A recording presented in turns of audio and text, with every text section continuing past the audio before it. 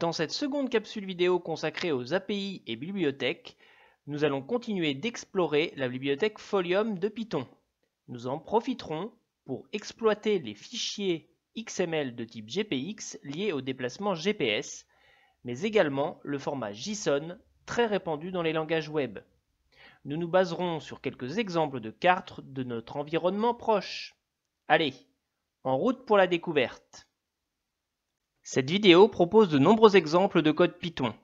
N'hésitez pas à mettre la vidéo sur pause lorsque cela est nécessaire, puis tapez sur votre IDE Python préféré les différents codes afin de bien les assimiler. C'est en effet en codant que l'on apprend à coder. Commençons tout d'abord par la mise au point d'une carte de suivi à partir d'un déplacement GPS. Pour pouvoir mémoriser un déplacement GPS, nous allons utiliser une application sur notre téléphone. Sur Android, vous avez à disposition l'application gratuite GeoTracker qui permet d'enregistrer des fichiers au format GPX. De même, sur iPhone, vous avez l'application GPS Tracker qui vous permet d'enregistrer et de sauvegarder des fichiers au format normalisé GPX. Vous pouvez donc suivre sur votre téléphone le déplacement effectué en mémorisant à la fois la position, l'altitude et l'heure à laquelle vous vous situez en un point donné. Nous allons donc exploiter maintenant ces données. Commençons tout d'abord par regarder la structure d'un fichier GPX qu'il sera lu par Python. Un fichier GPX est normalisé. Vous avez des balises et en particulier la balise trkpt qui permet d'identifier en un point donné la latitude et la longitude. L'enregistrement est ensuite complété par l'altitude en mètres et un eurodatage à un format ISO que nous exploiterons plus tard. Afin de mieux comprendre comment lire les informations dans un fichier XML et plus particulièrement dans un fichier GPX, examinons en premier lieu la structure de ce fichier. La structure XML correspond à des balises. Les balises seront donc imbriquées les unes dans les autres et pour un fichier GPX normé, vous avez tout d'abord la balise GPX qui contient la balise TRK qui correspond à votre trace, puis ensuite au segment, donc TRK-SEG. Le segment correspond en fait à un de vos parcours. Le parcours sera décomposé en points. Chaque point, de manière temporelle, ils sont séparés, correspond donc à la balise TRK-PT. Celui-ci contient la latitude et la longitude et ensuite en sous-balise la balise ELE qui correspond à l'altitude et la balise time qui correspond au temps. On dit alors, en réalité, que cette information est organisée sous forme d'arborescence et qu'un élément racine contient un ou des enfants. Par exemple, la balise TRK-PT, qui contient latitude et longitude, contient également deux enfants, l'altitude ELE et le temps time. Python, pour lire les informations présentes dans un fichier GPX ou XML, va devoir utiliser cette structure. La bibliothèque chargée d'examiner la structure et de lire les données est la bibliothèque LXML. Elle fonctionne très simplement. Il faut d'abord charger le contenu de votre fichier en mémoire avec la méthode parse de l'objet i3. La méthode xpath permet de définir le chemin à suivre afin d'extraire l'information. Le chemin correspond à la structure en elle-même du fichier GPX. Nous indiquons donc à l'étape 3 que nous allons récupérer les données en parcourant notre fichier GPX avec sa balise GPX, TRK, TRK-SEG et enfin TRK-PT. Nous récupérerons enfin les données individuellement grâce à la méthode get. Dans la méthode get, il suffit de préciser le nom de l'enfant correspondant à notre dernière balise de chemin qui est TRK-PT. Donc tout d'abord, nous récupérons avec getLat la latitude, puis avec getLong la longitude. Si nous voulons maintenant récupérer le temps et l'altitude à partir de notre fichier GPX, nous avons en fait plusieurs valeurs qui sont présentes au sein d'un élément correspondant au point de mesure, l'utilisation de la méthode getChildren pour accéder à la liste des enfants que sont ELE, l'altitude, et time, le temps, est très pratique. Vous pouvez donc, pour chacun de vos points, utiliser getChildren qui va récupérer en fait un objet enfant et dans cet enfant, récupérer l'altitude et le temps. La propriété correspondant à tag en fait permet de comparer en fait le nom de l'élément avec un élément que l'on souhaite récupérer, ici en premier lieu ELE, et la propriété en fait text permet de récupérer le contenu de cet élément. Donc si vous faites enfant.text, vous pouvez récupérer alors le contenu de votre élément. Si vous êtes en enfant.tag qui correspond à LE, vous récupérez l'altitude. Et si vous êtes en enfant.tag correspondant au time, vous récupérez le temps. Maintenant que nous avons la possibilité de récupérer des données, en particulier des coordonnées, nous allons ajouter ce que l'on appelle une polyligne avec Folium. La polyligne est définie au minimum par 2 points, le point de départ et le point d'arrivée. Nous pourrons en ajouter plusieurs si nécessaire. Le point de départ correspond en fait à la latitude et la longitude, le point d'arrivée la latitude et la longitude. Pour créer en fait une polyligne, nous devons récupérer en fait une liste correspondant aux points, les points étant nécessairement des tuples.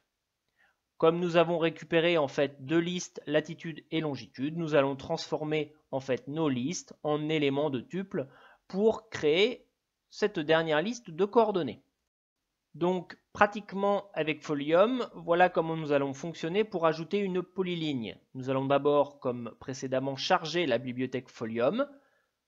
Ensuite, ouvrir la carte, effectuer son positionnement et choisir un zoom. Ajouter ensuite une polyligne à partir d'une liste de tuples de coordonnées. Dans le cas présent, nous n'avons que 2 points. Reste ensuite à ajouter d'autres points si vous le voulez via une boucle for ou autre structure. Enfin, une fois que nous avons positionné nos polylignes, nous pouvons sauvegarder notre carte comme précédemment au format HTML. Ce qui est valable pour 2 points peut l'être pour une liste de points bien plus importante et nous allons donc voir comment ajouter toutes les traces de notre déplacement GPS issu de notre fichier GPX vu précédemment. En premier lieu, le chargement de toutes les positions à partir du fichier. Il s'agit donc de la lecture XML que nous avons étudiée au début de cette vidéo.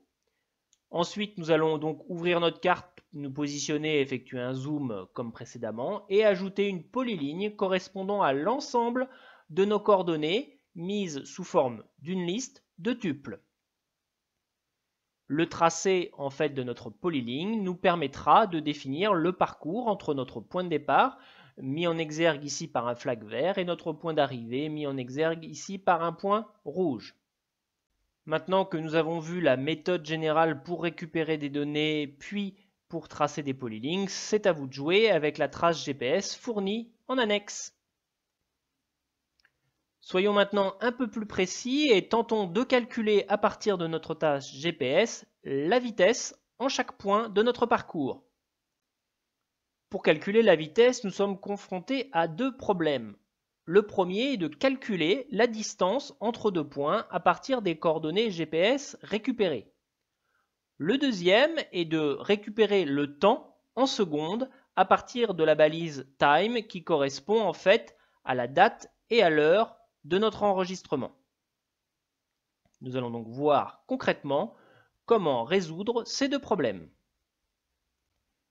Le calcul de la distance entre 2 points à la surface de la Terre à partir des coordonnées GPS de ces 2 points, latitude et longitude, est un problème mathématique très connu. La formule de Haversine permet de déterminer la distance du grand cercle entre les 2 points d'une sphère à partir de leur longitude et latitude. Sur le schéma, il est montré le déplacement simple sur un même méridien. Si on fonctionne sur un parallèle, nous avons la même équation. Le mélange des deux nous donne la formule indiquée. Nous n'allons pas rentrer dans les détails mathématiques de cette fonction, elle vous est fournie dans la bibliothèque GPS en annexe, une bibliothèque maison, et vous utiliserez pour cela la fonction distance aversine avec pour paramètres la latitude et la longitude du point 1 et la latitude et la longitude du point 2. La fonction vous retournera en mètres la distance entre ces deux points. La récupération du temps entre les deux points est un problème plus simple, mais fait appel à une norme, la norme ISO 8601, qui représente en général une date. Le codage s'effectue sous la forme année, mois, jour, une lettre, la lettre T, ensuite heure, minute, seconde et la lettre Z correspondant au fuseau horaire. La balise time en XML en fait contient cette information.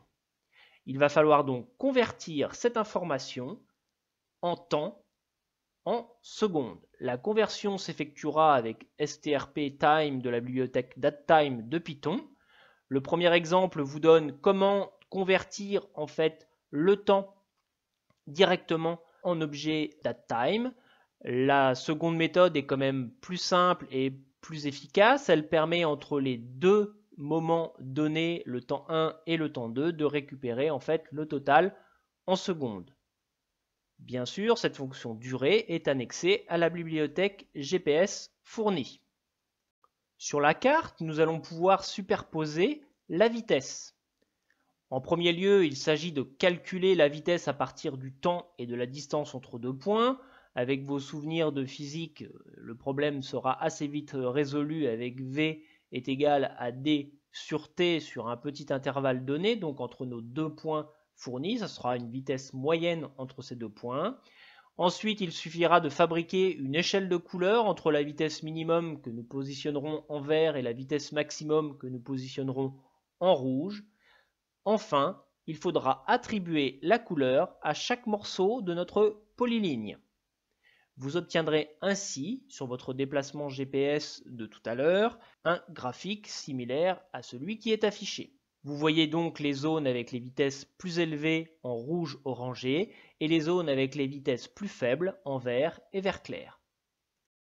Maintenant que vous connaissez le principe du calcul de vitesse à partir des données GPS et le principe de tracer des polylignes, c'est à vous de jouer pour tracer sur votre carte toutes les informations nécessaires. Voyons maintenant d'autres outils pour notre API de tracé de carte, toujours en utilisant la bibliothèque Folium, mais également en ajoutant en fait des données au format JSON. D'autres formats de cartes existent, d'autres fonds ou d'autres tuiles en fait qui correspondent au vocabulaire de Folium.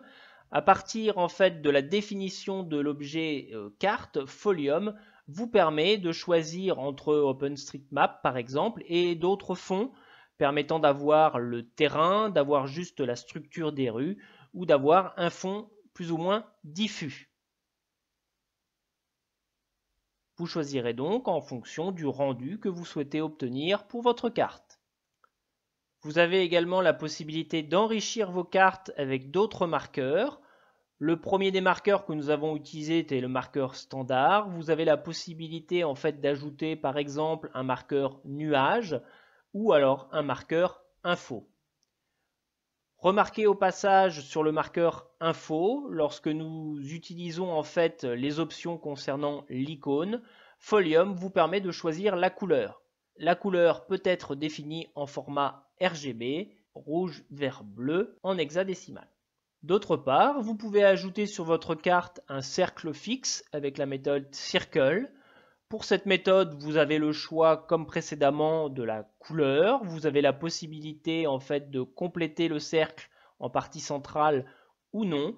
Ici, l'option Fill, pour compléter en fait la couleur en partie centrale, est à False, donc le cercle est totalement transparent.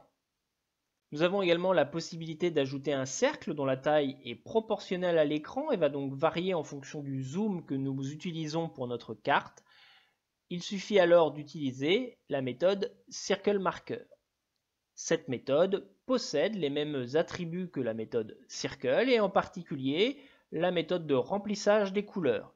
Ici, nous avons attribué une couleur pour le remplissage avec FillColor et une couleur pour le contour de notre cercle. Une dernière option extrêmement intéressante avec ce type de carte et ce type d'API, c'est l'ajout de données possibles par calque. Il est possible en fait de plaquer des données issues de fichiers au format GeoJSON. Ces données sont accessibles sur tout un tas de sites et en particulier des sites gouvernementaux comme les sites data.gouv.fr qui permettent de définir en fait des géozones. Nous allons donc voir maintenant quel est ce format GeoJSON. GeoJSON est un format dérivé en fait d'un format plus généraliste JSON, JavaScript Object Notation. Ce format présente quelques caractéristiques. Tout d'abord, c'est un format léger d'échange de données, très utilisé dans le domaine du web. Il est aisément analysable ou générable par des machines, mais il est également en fait très lisible. JSON est un format de texte indépendant de tout langage, mais les conventions qu'il utilise sont familières à tout programmeur habitué au langage descendant du C, en particulier le C++, le Java, le JavaScript et le Python. JSON se base sur deux structures. Tout d'abord, une collection de couples clé-valeur. Divers langages la réifient, c'est-à-dire la transforment par un objet, un enregistrement, une structure, un dictionnaire, une table de hachage, une liste typée ou un tableau associatif. Deuxièmement, une liste de valeurs ordonnées. La plupart des langages la réifient par un tableau, un vecteur, une liste ou une suite. Concrètement, comment est structuré un fichier au format JSON ? Eh bien, pour comprendre, nous allons le comparer en fait à un fichier connu d'XML. Au début de la première capsule vidéo consacrée en fait aux API et bibliothèques, nous avons vu le format XML, où il était possible de stocker des données de manière très ordonnée avec des balises. Nous allons donc reprendre cet exemple et le comparer en fait à notre fichier JSON.